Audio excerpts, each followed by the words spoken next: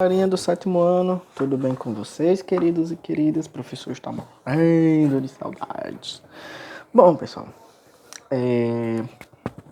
vamos dar continuidade aos nossos trabalhos, né?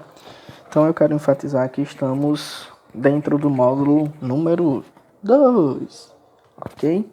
Então começamos a partir dessa semana, né? Semana dia 13, o módulo número 2. Eu vou pedir que vocês leiam, né? O textinho, a última crônica, certo? Para responder as questões subsequentes, da página 4 à página 5, tá? Só que eu vou explicar para vocês, né?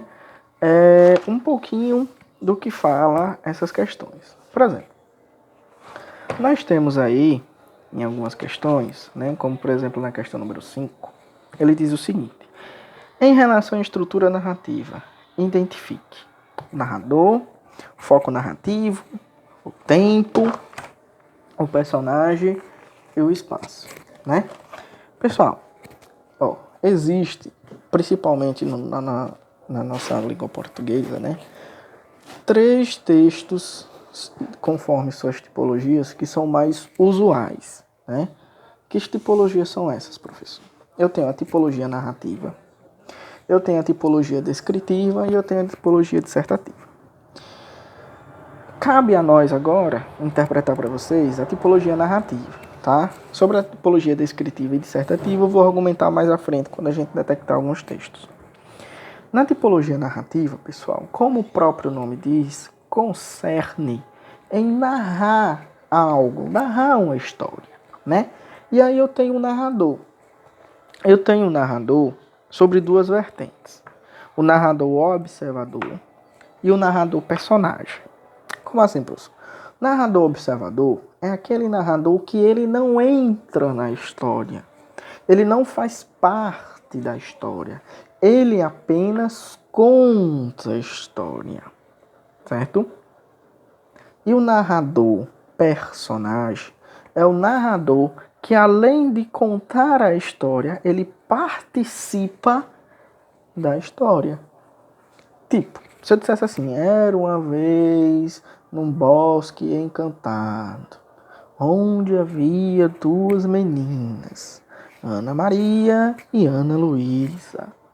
Elas se foram, né? Elas foram ao bosque para colher maçãs. E lá chegando, encontrou um gatinho. Ponto. E aí, pessoal? Narrador observador ou narrador personagem?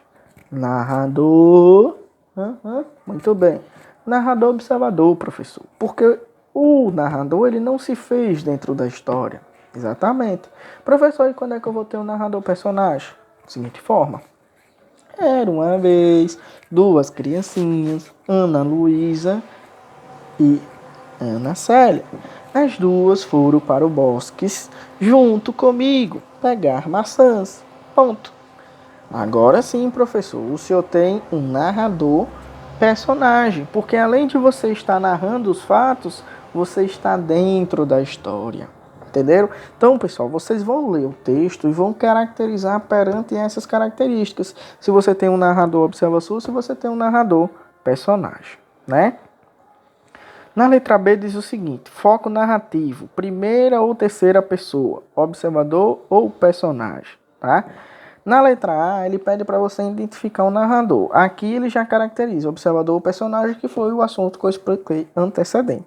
Então, além de você classificar em observador ou personagem, você diz se está na primeira pessoa ou na terceira pessoa. Professor, como assim? Presta atenção. Se você conta a história, somente conta a história, se você é um observador, você diz constantemente que eles, elas, eles, elas, eles, elas.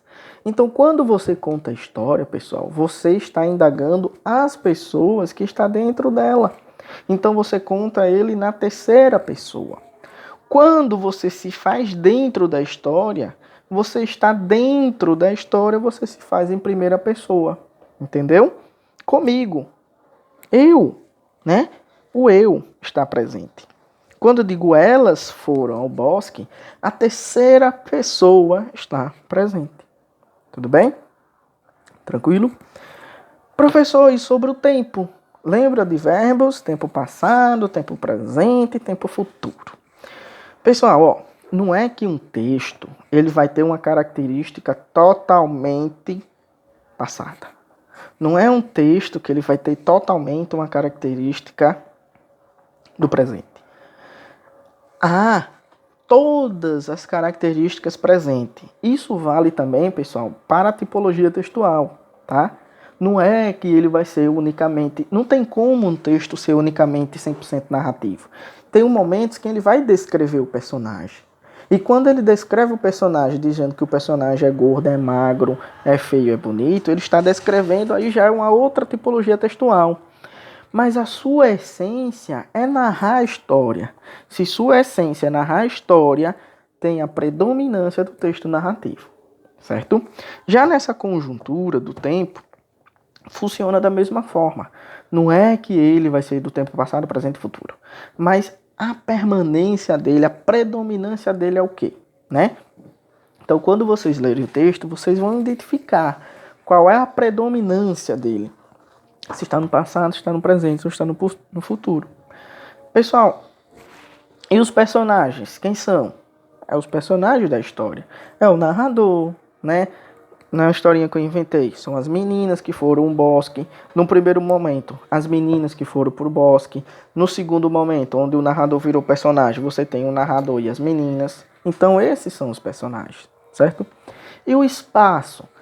Qual foi o espaço onde a história aconteceu? Na historinha que eu contei, na historinha curta, foi aonde, pessoal?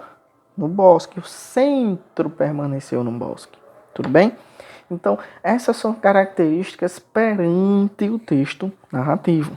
E para que vocês respondam a essa pergunta e respondam alguns levantamentos sistematizados pelo texto, é preciso que vocês detenham dessa explicação ao qual eu estou passando para vocês nesse exato momento. Então, nessa aulinha de hoje, além de vocês assistirem a este vídeo, vocês irão responder, né, as questões que estão contidas na página número 4 e número 5, tá certo? Porque ele faz nuance, ele faz referência, ele faz transcorrer sobre o texto anterior da página subsequente. Lembrando que estamos começando o volume número 2, ok? Então, peço encarecidamente que qualquer dúvida perante esses dois horários que nós temos no dia de hoje, que vocês venham no meu privado via rede social, via WhatsApp, ou que vocês falem pela plataforma, certo? Mas era preciso que eu dê essa explicação sobre o texto narrativo. Tchau, pessoal. Cheiro no coração de cada um. Até breve.